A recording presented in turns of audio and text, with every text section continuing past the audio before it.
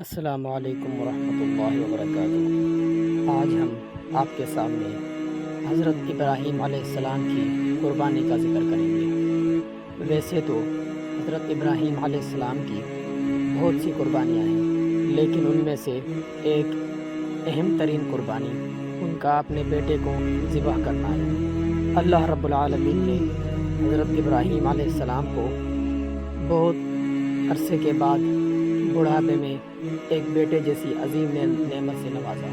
یقیناً اتنے زیادہ عرصے کے بعد بیٹے کا ملنا، پھر اس کے بعد اللہ رب العالمین نے آزمایا اور کہا کہ اپنے بیٹے کو اور اپنی بیوی کو جنگل میں چھوڑ کر آ جاؤ۔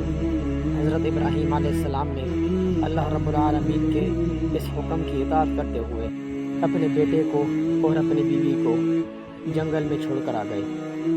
پھر کافی عرصے گزرنے کے بعد حضرت ابراہیم علیہ السلام خواب دیکھتے ہیں کہ وہ اپنے بیٹے کو ذبح کر رہے ہیں۔ یقیناً انبیاء کرام کا خواب وہی ہوتا ہے۔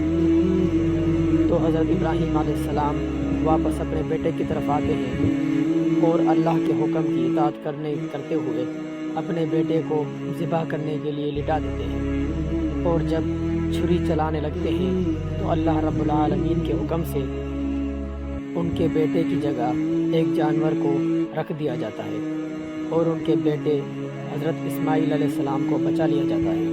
یقیناً یہ بہت بڑی قربانی تھی، اتنے عرصے کے بعد بیٹے کا ملنا، پھر اس کے بعد اس بیٹے کو جنگل میں چھوڑ کر آنا، پھر اس کے بعد اللہ تعالیٰ کے حکم سے اپنے بیٹے کو ذبح کرنا۔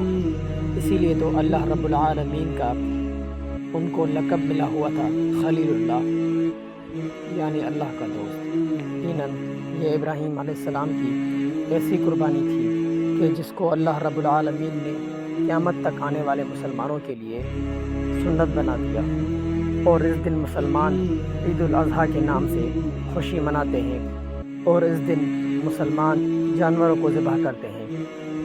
اور یہ وہی جگہ تھی جس کو آج ہم مکۃ المکرمہ کے نام سے جانتے ہیں، جہاں پر آج بھی لوگ لاکھوں کی تعداد میں موجود ہیں اور لاکھوں لوگ وہاں جانے کے خواہش مند ہیں۔ اللہ رب العالمین ہمیں بھی اپنے گھر کی زیارت نصیب فرمائے۔